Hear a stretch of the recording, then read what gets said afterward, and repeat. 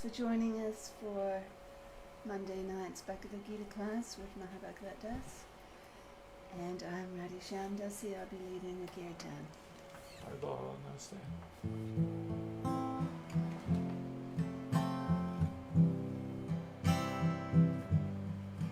Namo Vishnu Padaya Krishna Prestaya Bhutale Srimate Siddha Swarupananda Paramahamsa Iti Namine Namo Vishnu Padaya Krishna Prestaya Bhutale Srimate Siddha Swarupananda Paramahamsa Iti Namine Namo Siddha Swarupananda Paramahamsa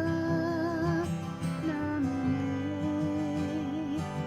Gauravana Swarupaya Radha Krishna Pristayate Namo Siddha Swarupananda Paramahamsa Namine Gauravana Swarupaya Radha Krishna Pristayate Namo Vishnu Padaya Krishna Pristaya Bhutale Srimate Bhaktivedanta Swami Iti Namine Namo Vishnu Padaya Krishna Pristaya Bhutale Srimate Bhaktivedanta Swami Iti Namine Namaste Saraswati Deva Gauravani Pracharine Nirvisesha Sunyavadi Yaskacha Desatarine Namaste Saraswati Deva Gauravani Pracharine Nirvisesha Sunyavadi Yaskacha Desatarine Nitai Go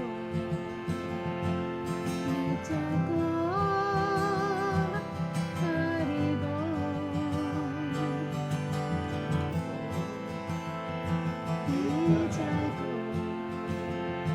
Nitai Go Hari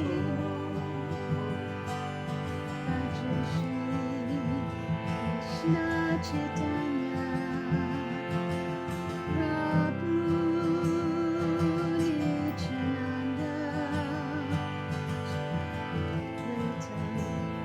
Gadadhar Shivasadi Gaur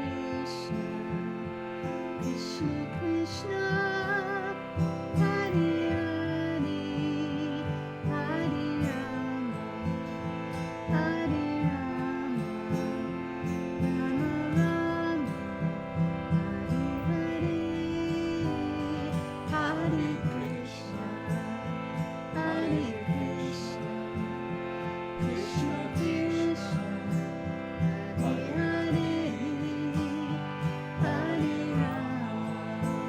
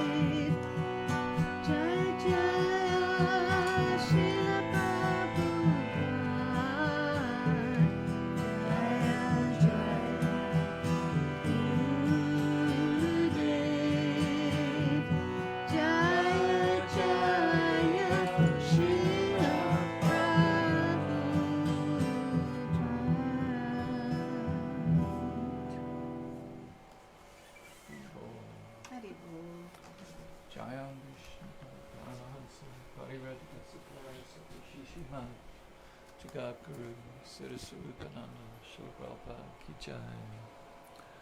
Jayom Vishnupad Paramahansa Parirajaka Satara Sadashishimad. His Divine Grace Srila A.C. Bhaktivedanta Swami Prabhupada Ki Jai. Ananta Guru Vaishnava Vrinda Ki Jai. Prem Se Kaho Shri Krishna Chaitanya Prabhu Nityananda Shri Advaita Gadadara Shivasadi Gaur Bhakta Vrinda Ki Jai. Namacharya Srila Haridas Thakur Ki Jai. Itai Goswald Mission Ki Jai. Navadvita Dhamma Ki Jai. Shishi Radha Krishna Go Gopina Shamakun Radhakun Giri Govardhana Ki Jai. Vrindavanam Ki Jai. Athuradam Ki Jai. Mayapodam Ki Jai. Ganga Mai Ki Jai. Jamuna Mai Ki Jai. Tulsi Devi Ki Jai. Bhakti Devi Ki Jai. All glories to some devotees, Hare Krishna. All glories to some devotees, Hare Krishna. All glories to some devotees, Hare Krishna. All glories to Shri Guru, Shri Gauranga, Gaura Premanandi, Hare Hare Bol. Shrimati Radharani Ki Jai.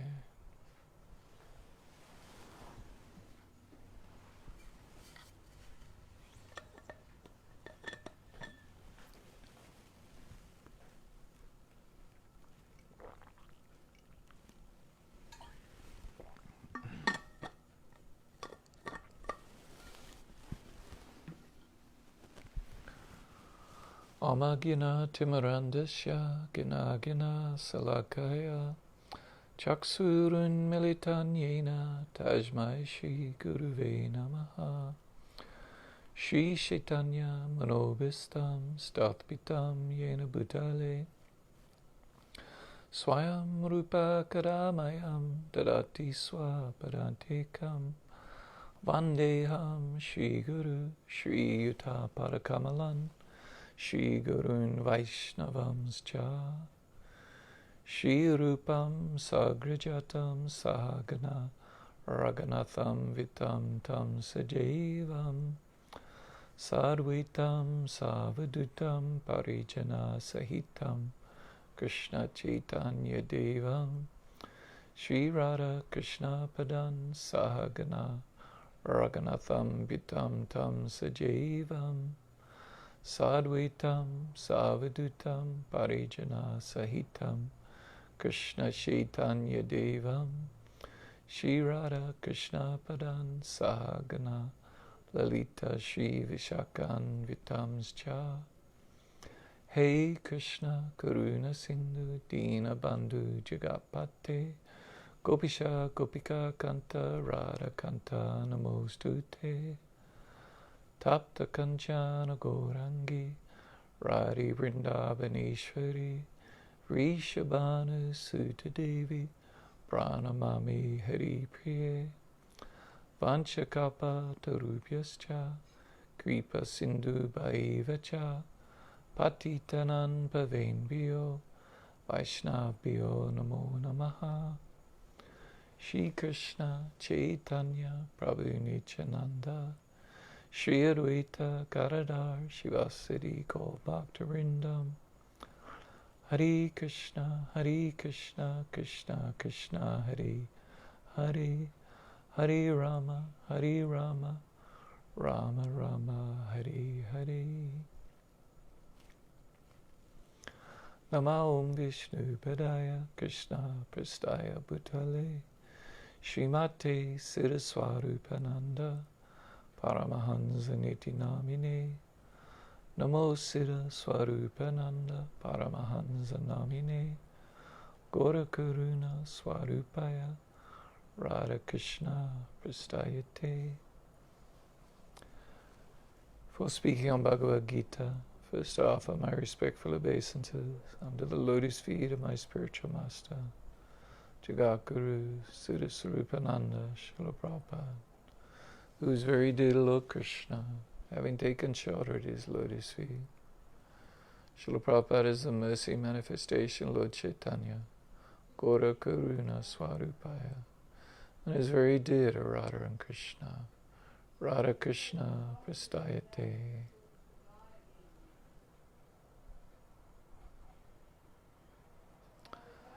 I offer my respectful obeisances unto all the Vaishnava devotees of the Lord, who like wish-fulfilling trees, able to fulfill all the desires of the living entities.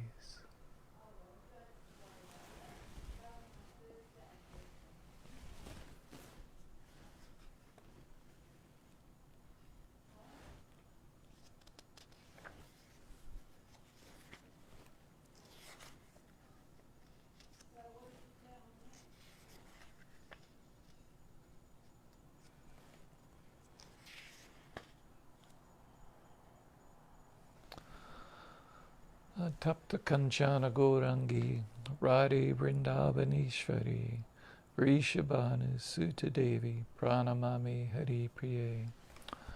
I offer my respects to Radharani, whose bodily complexion is like molten gold, and who is the queen of Vrindavan. You are the daughter of King Rishabhanu, and you are very dear to Lord Krishna.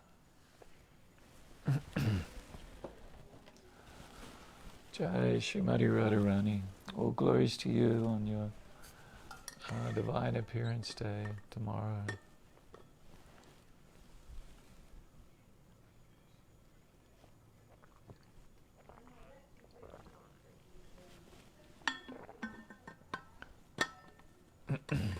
Sorry, my voice is, I don't know what's going on. My wife is very much encouraging me to go to some kind of voice specialist. I don't know, my voice kind of craps out, not sure why. But anyway, sorry, I'll struggle on. Last week we started on Bhagavad Gita chapter 2, text 18, as we continue the progress through these verses which are the ABCDs of spiritual life. You know, the basic understanding that we're not this body. And of course this conversation is coming about, or this part of the conversation is coming about due to Arjuna's lamentation and great anxiety and confusion over whether he should fight and kill his relatives and friends and so many different and well-wishers, and anyway, so many different grades of friends and relatives, as briefly described in chapter 1 of Bhagavad Gita. And in particular, Arjuna is most concerned about killing his grandfather Bhishma Dev, and his military teacher, Dronacharya. So it's only fitting that Krishna first begins his discussion with Arjuna to refute the idea that anyone dies, that nobody dies, that we're spiritual in essence, we're eternal spirit, and so we cannot be killed, and we can't kill another eternal spirit soul. So we can't be killed, and we can't kill anyone else. And so this is like the, of course, to reassure Arjuna that, you have nothing to despair about or be concerned about. You can't kill Grandfather Bhishma. Grandfather Bhishma can't be killed. So what is there to lament?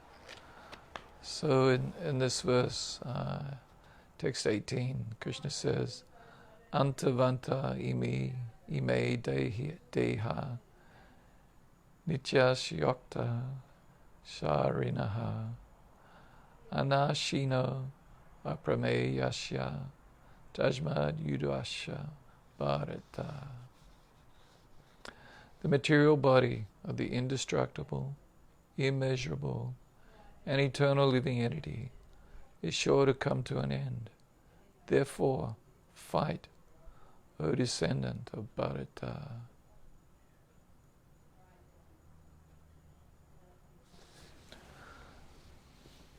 So I mentioned last week that in chapter 2, text 16, Krishna talks about what is sat or asat, what is real and unreal. And this is kind of Upanishadic. And so Arjuna and ourselves can be a bit confused. What is this sat and asat? I don't understand it. What do you mean, Krishna? And so in chapter 2, text 16, Krishna described the soul, the imperishable being, as being what is sat. And so he said in 2:17,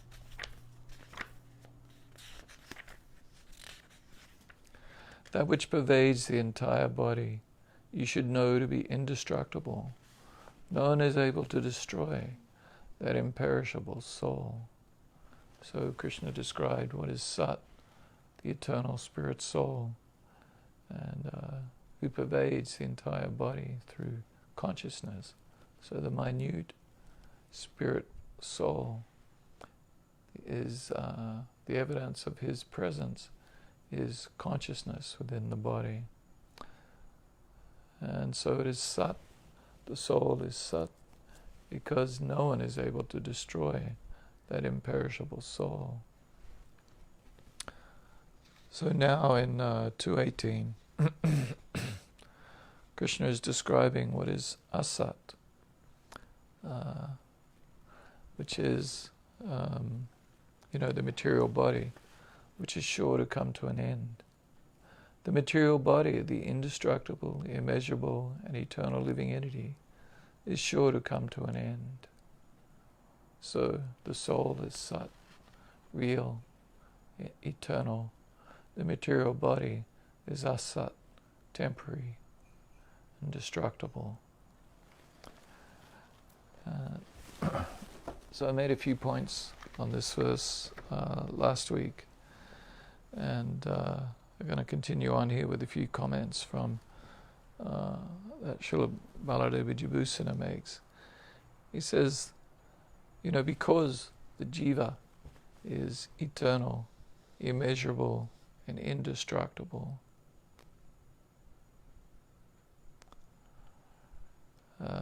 anasinaha, never to be destroyed, aprameyasya, immeasurable. So because the jiva is immeasurable and indestructible, and the body is destructible, Arjuna has nothing to fear. The body is always temporary, so everybody's body is temporary.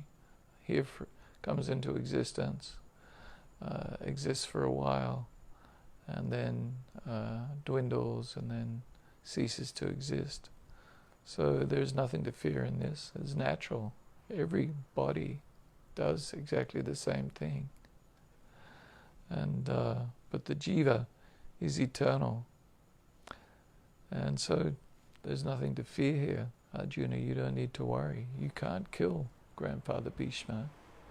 Only their bodies can be killed.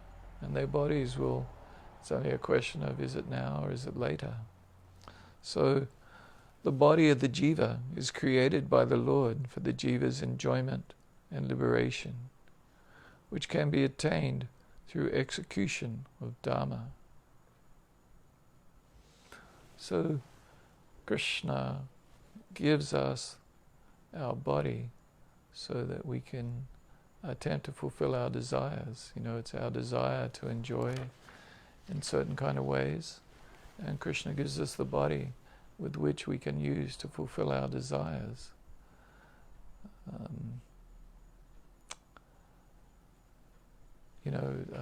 I was reading a purport today. Srila Bhaktivedanta Swami was saying, man proposes, God disposes. So Krishna, the super soul present within our body, knows our desires. And actually he gave the example as like, if you're next to a flower, you can tell what kind of flower it is by the aroma. So Krishna, as Super Soul, knows our desires and gives us the bodies to fulfill our desires. So we are responsible for creating our next body. Man proposes, God disposes. So Krishna fulfills the desires of the living entities. This is actually stated in the Sri Ishopanishad, in one of the mantras, that God, the self-sufficient philosopher, who's been fulfilling the desires of the living entities from time immemorial. So we have desires to enjoy separate from Krishna. Krishna fulfills our desires, from time immemorial. Through our actions and our desires, we've been creating our future bodies and our next bodies, and this goes on until such a time as our desire becomes to come to know Krishna, to come closer to Krishna. We've developed the desire to, come to some kind of solution to the problems of life. What is this all about? As Srila Sanatana Goswami, when he approached Lord Chaitanya, he approached him like, please explain to me, who am I? Why am I suffering? Why am I suffering the threefold miseries of life? The miseries caused by my own mind and body, Adhyatmika, body's problems and caused by other living entities, Adhibhautika, and bodies caused by, problems caused by or suffering caused by the demigods and natural and social forces, Adhidaivika. So these three kinds of problems, Adhyatmika, Adhibhautika, Adhidaivika. So why am I suffering from these threefold miseries? Who am I? Why am I suffering? What is the purpose of life? This is how Srila Sanatana Goswami approached Lord Chaitanya, in great humility.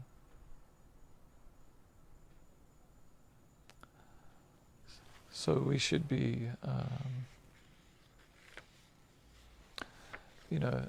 appreciating that Krishna is giving us this body to fulfill our desires, and until we come to the point where we're wanting to make a solution to the problems of life, as in Vedanta Sutra, Srila Vyasadeva's masterful summary of the Upanishads and Vedas, where the first mantra is Om Athato Brahma Jignasa. Now is the time, Athato, now is the time to make solution, to Jignasa, to inquire into Brahma, the absolute truth. Now is the time to inquire into the absolute truth.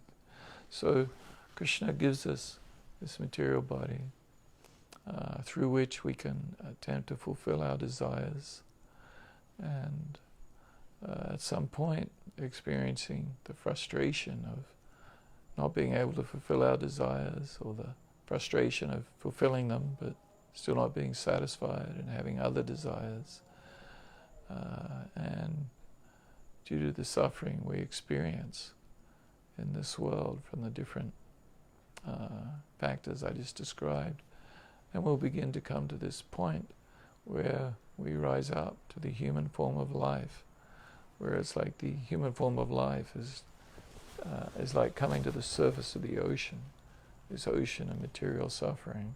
So in when we're underwater, or in the animal forms of life or plant forms of life, we don't have the capability to make inquiry into what is the meaning in life.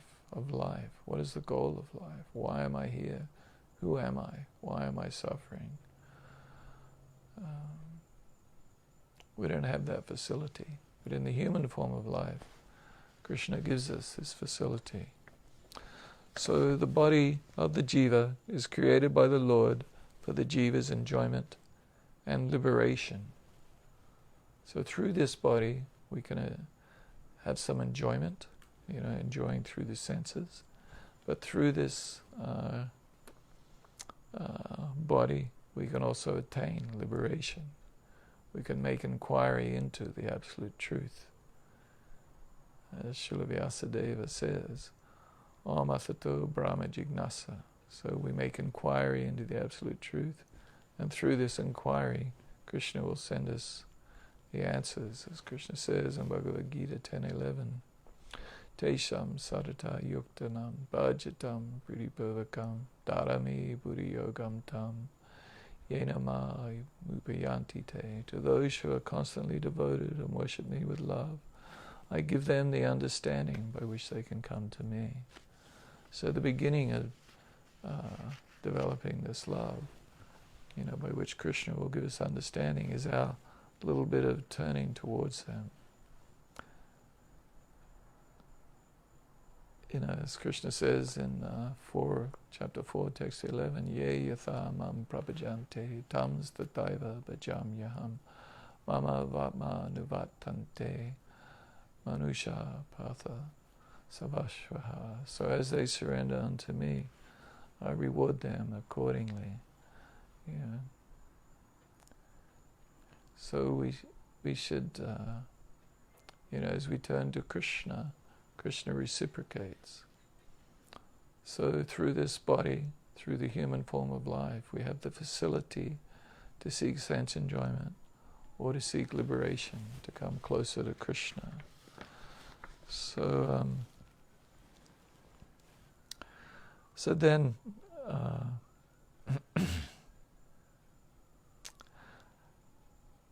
Maladevi Jivusana says, so this the body of the jiva is created by the Lord for the jiva's enjoyment and liberation, which can be attained through execution of Dhamma.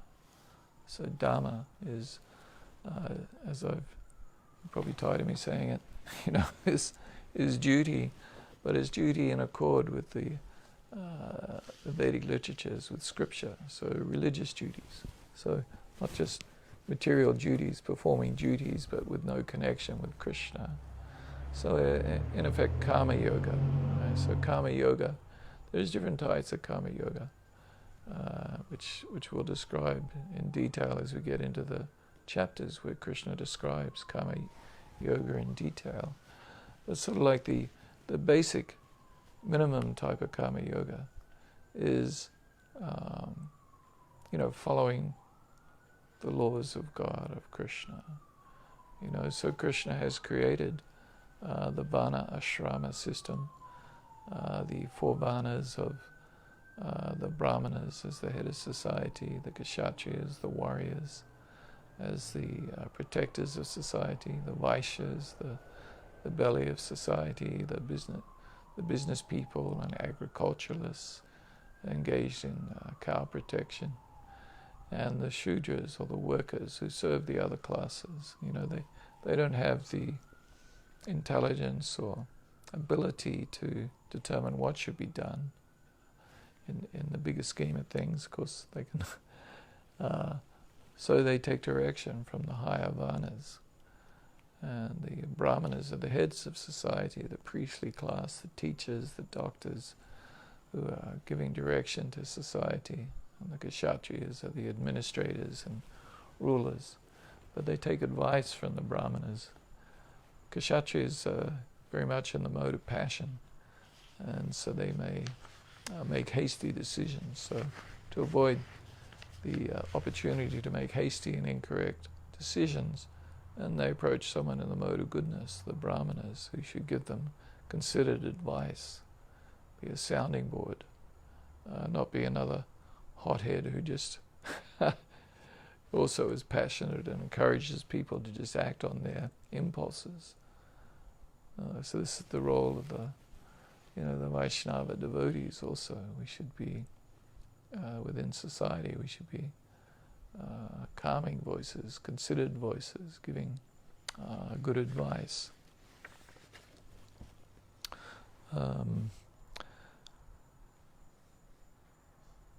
So enjoyment and liberation can be attained through execution of Dharma. So engaging in Dharma, fulfilling our duties according to our Vana, and our duties according to our ashrama, the brahmachari, celibate student, the grihastha, the householder, the vanaprastha, the retired person, and the sannyasi, the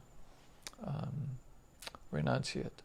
So by fulfilling our particular duties according to our Vana and ashrama, and appreciating and understanding that this Vana and ashrama system is the creation of, is Krishna's creation.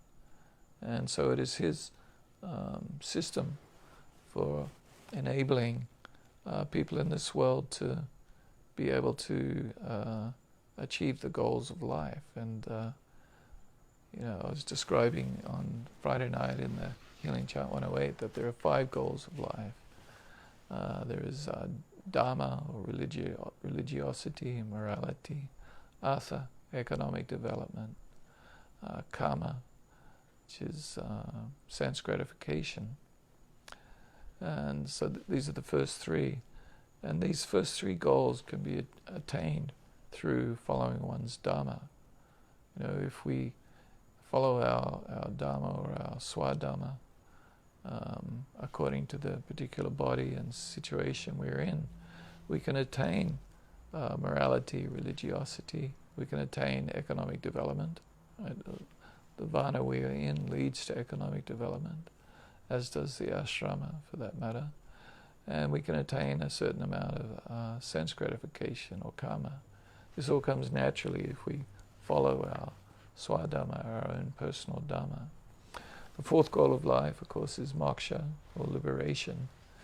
And Srila Baladevi Vijayabhusana here says that, by the body of the jiva, if we follow the path of Dharma, then we can also achieve liberation.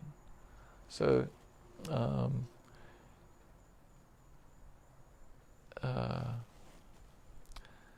and the 5th goal of life is prayojana, or prema bhakti, pure love for God. This is the 5th goal.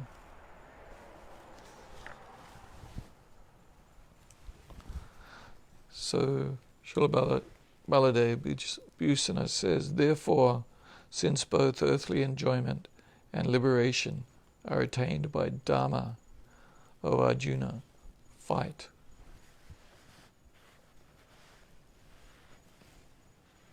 Struggling to get this thing open. Here we go. Okay. Oops.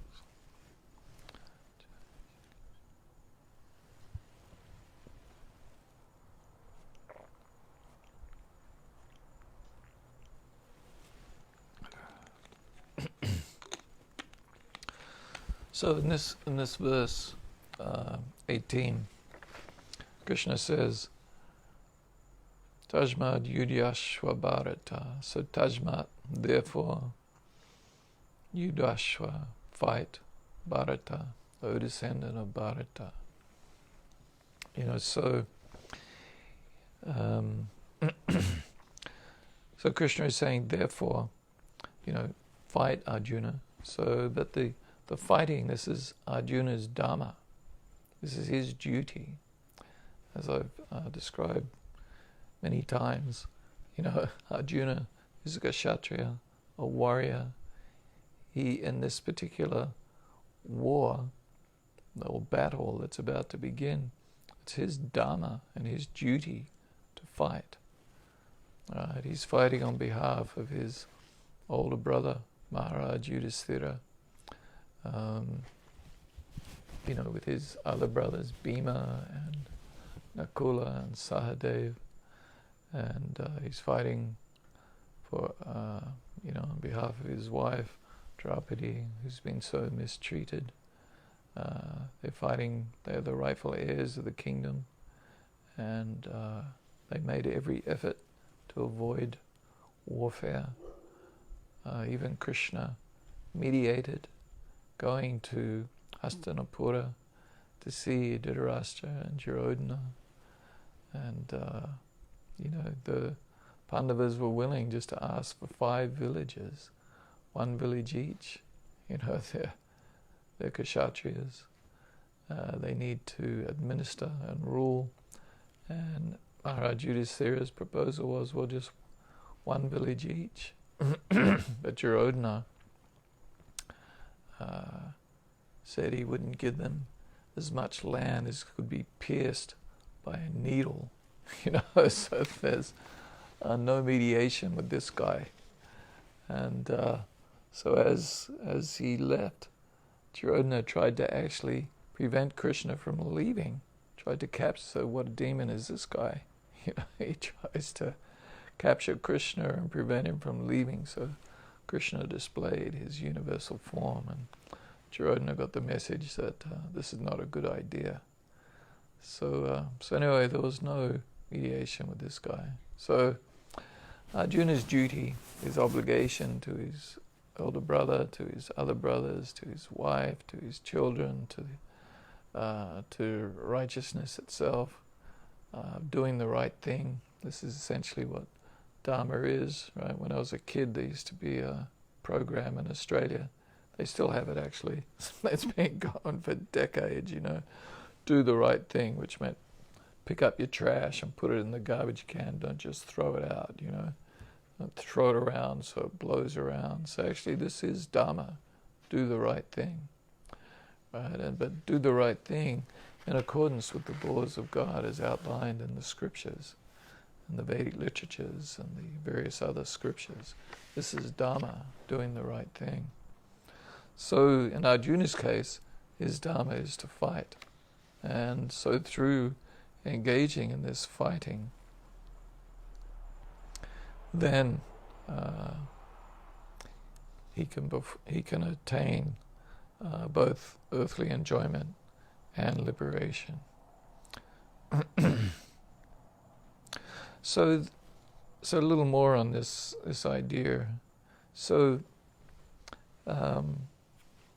without performing Dharma, if we don't perform our Dharma, so in other words, if we don't act in accordance with the laws of God, then it is very difficult for us to understand what Krishna is talking about. In other words, if you're like a person who is following Dharma, their Swadharma, is very responsible. So they're a responsible person. Oh, I have certain duties, I will fulfill them. If you don't fulfill your duties and abide by your responsibilities, then you're just like an irresponsible person. You don't know. You don't have any sense of doing the right thing. So like my example of the guy throwing the garbage in the garbage can. Well, no, you just leave your garbage all over the place. No. That's why the government has to have big campaigns. Do the right thing. Put the trash in the trash can, because so many people won't put the trash in the trash can. And even if you try and tell them, educate them, do the right thing, still they won't do it. So people who are irresponsible, it's very difficult for them to understand the subject matter of Bhagavad Gita. Right? If you have no sense of morality or doing what's right or wrong, or no sense of trying to live in accordance with God's plan, Krishna's plan, like essentially the scriptures, Vedic literatures, like the user guide. They're like the user guide for this planet. Like you buy a computer or something and you look at the user guide to try and figure out how to use it. Of course, the user guide is sometimes quite difficult to understand, and the Vedas themselves are very difficult to understand. But anyway, so a commitment to performing one's Dharma, one's Swadharma, one's own Dharma, is a form of knowledge, right? So it's a wise person, a knowledgeable person who acts wisely. So some some other examples, perhaps more relevant or better than my pick up the trash and stick it in the garbage can, is, and I've given this example before, but sometime last year or perhaps the previous year, there was a mass school shooting in America. Unfortunately, there's way too many of these. But anyway, there was a security guard. He had a gun, and he was armed. And anyway, the gunman, the murderer, goes into the school buildings and starts shooting people, killing them. Quite a large number, I think it was up to 40 people or something. So anyway, then there's a guard, and he had a gun, and his job was to protect the school and to protect the students. But instead of doing it, he hid. Right? So he earned society's approbation or displeasure. He ended up getting fired or something, but like, big deal, But so this is not following one's dharma, not doing one's duty. Or if you have a husband and wife, and the husband doesn't protect the wife, or the wife doesn't, serve the husband, or it's probably a loaded comment, but anyway, reality. But if there isn't working together in partnership in the marriage, well, then the marriage becomes all difficult, complicated, full of conflict, argument, disharmony, and this becomes not good for the kids, for the children of such a marriage. So if we fulfill our dharma and we're acting responsibly, then naturally we will be happy, or happier, as happy as one can be, right? Knowing that we're doing the right thing and being pleasing to Krishna as following his general instructions for how to exist in this world. And so this is a form of knowledge. Fulfilling one's dharma is a form of knowledge. As you fulfill your dharma, you have the knowledge that, I'm doing the right thing. I'm being pleasing to the Supreme Person. And so fulfilling one's dharma, it's purifying. It purifies the heart. And this helps enable one to be able to understand the self. So like this is, we may not be, a devotee, but one who, as such, someone who's loving God. But if we're someone who's acting as a responsible person and trying to follow the laws of God, even though we may not have love in our heart, may not have bhakti, maybe just, trying to do the right thing, then this is purifying, and such a person will be better able to understand the concept that they are, who the self is, who they are, that they are the soul. So in a sense, Krishna's order to Arjuna to fight, therefore fight, O Arjuna, O Bharata. So his order to fight means to perform one's own dharma, which for Arjuna is to act as a warrior.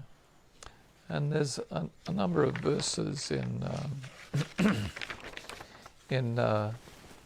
chapter 3, which is entitled Karma Yoga, where Krishna explains the importance of performing one's prescribed duties. And he says, text 19, chapter 3, text 19, therefore, without being attached to the fruits of activities, one should act as a matter of duty, for by working without attachment, one attains the supreme. So through the path of dharma, of fulfilling one's duty, and without being attached to the fruits of the activities. In other words, I'm doing what is right. I'm doing it. I'm going to do the right thing, whether I get some fruit from it or not. So I'm not attached to the fruit that comes. So without being attached to the fruits, we should act, fulfill our dharma as a matter of duty. For by working without attachment, one attains the supreme. And Krishna gives some examples, kings such as Janaka. So Janaka was the father of Sita Devi, Lord Rama's wife, consort. So kings such as Janaka attained perfection solely by performance of prescribed duties. Therefore, just for the sake of educating the people in general, you should perform your work. So, he's giving Arjuna an example of another Kshatriya who followed his dharma despite the difficulties. Right? He's a warrior. He had to engage in warfare. So he's an example of, Janaka attained perfection solely by performance of prescribed duties. Therefore, just for the sake of educating the people in general, you should perform your work. So here Krishna is saying, well, Arjuna should set an example for others. I mean, what's going to happen to society, if Arjuna doesn't perform his duty? What kind of terrible example will that set for society? The answer is obviously it would set a horrible example.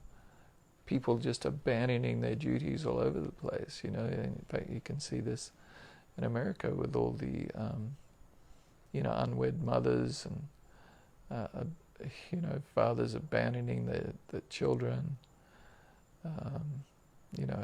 Which just leads to a chaotic society. And then he says, Yad yada charite shrestas tat tade vetaro janaha sayat pramanam kurute lokas tada nuvartate. Whatever action a great man performs, common men follow, and whatever standards he sets by exemplary acts, all the world pursues. So this is just such an important verse. Whatever action a great man performs, common men follow. So this is the reality. The way the leader acts, others follow. And whatever standards he sets by exemplary acts, all the world pursues. So if the leader sets a good example, he's very moral, upright,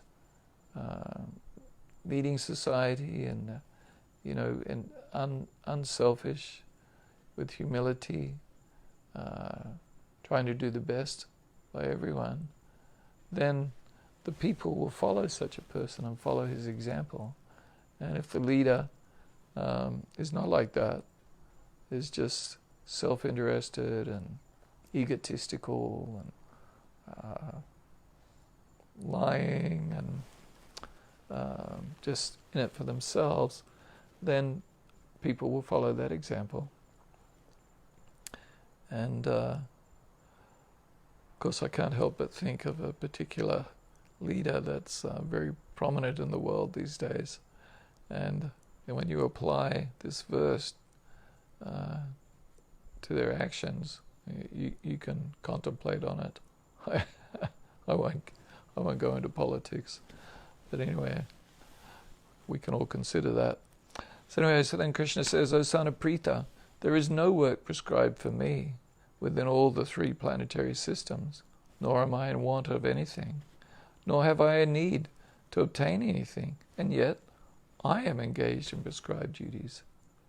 So Krishna, the Supreme Personality of God himself, there's no work prescribed for him, and he doesn't want anything.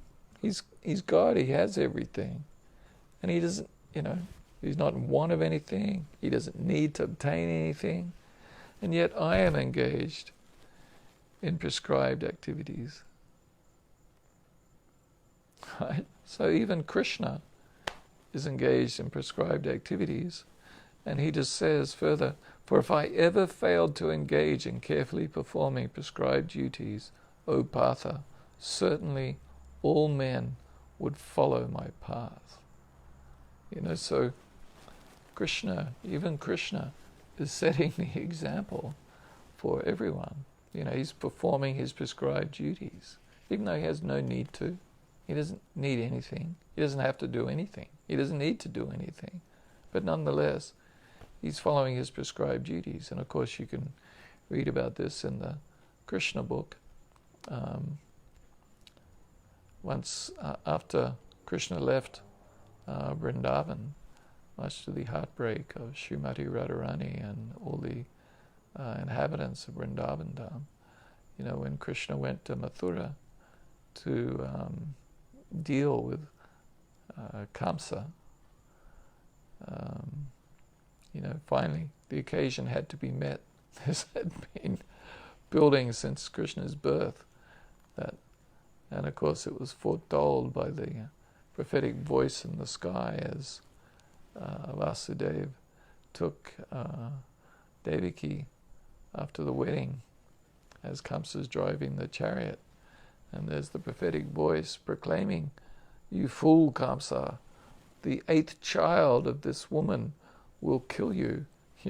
So ever since then, Kamsa's been trying to kill Krishna, and so now the time has come where Krishna goes to Mathura to meet this inevitable task of having to kill Kamsa, which of course Krishna did in quite an enjoyable fashion. So and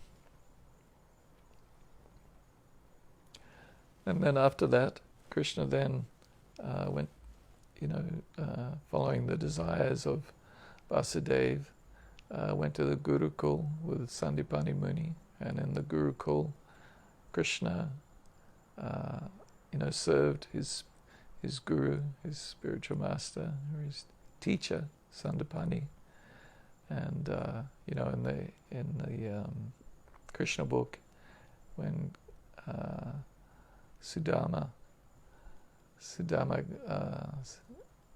Vipra comes and visits Krishna, then they describe, as they reminisce about their pastimes of serving Sandipani Muni, how one time they got lost in the rain, but they had their duty to serve their spiritual teacher, their guru.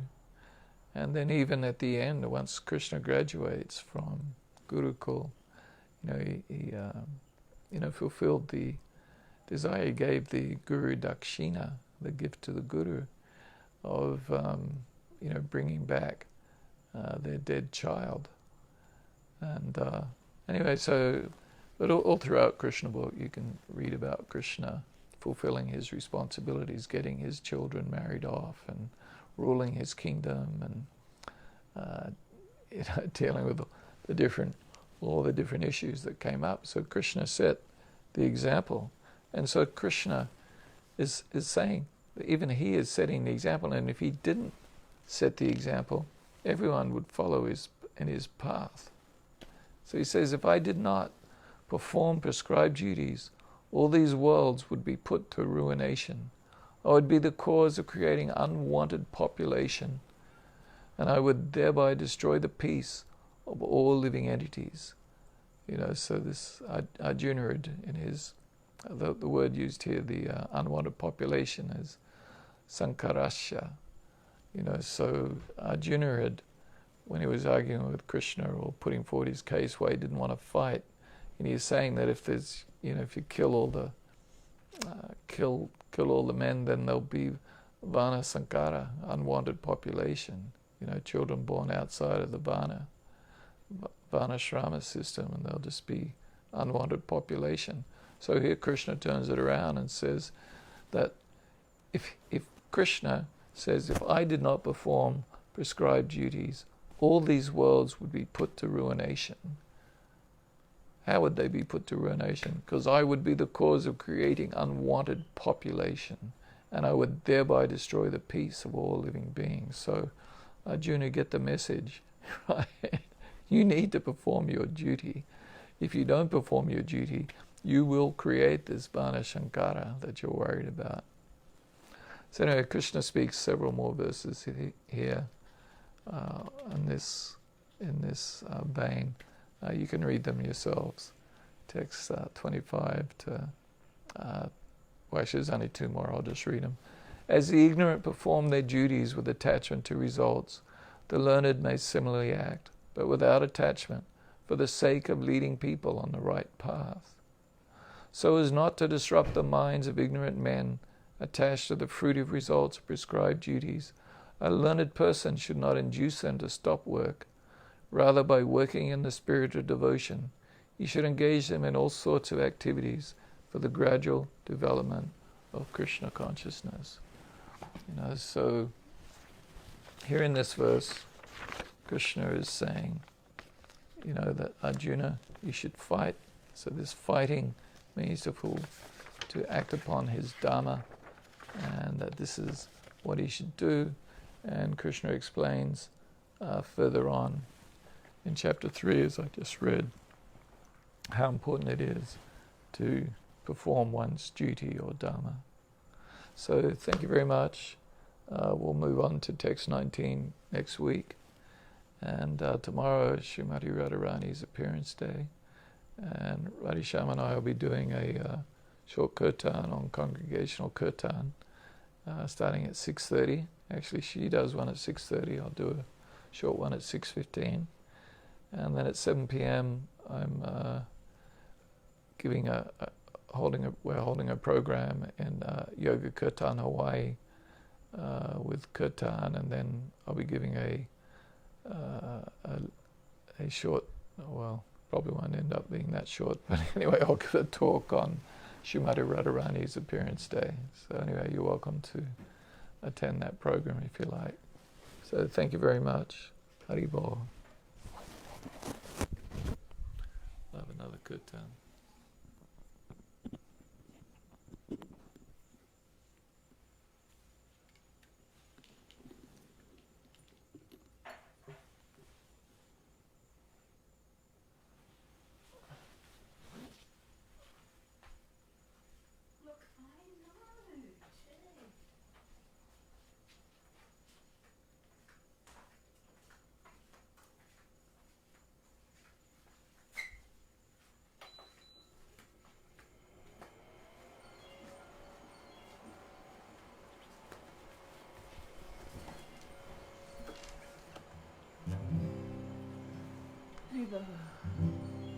Hare Krishna, Hare Krishna, Krishna Krishna, Hare Hare, Hare Rama, Hare Rama, Rama Rama, Hare Hare, Hare Krishna, Hare Krishna, Krishna Krishna, Hare Hare, Hare Rama, Hare Rama, Rama Rama, Hare Hare, Hare Krishna, Hare Krishna, Krishna Krishna, Hare Hare, Hare Rama, Hare Rama, Rama Rama, Hare Hare,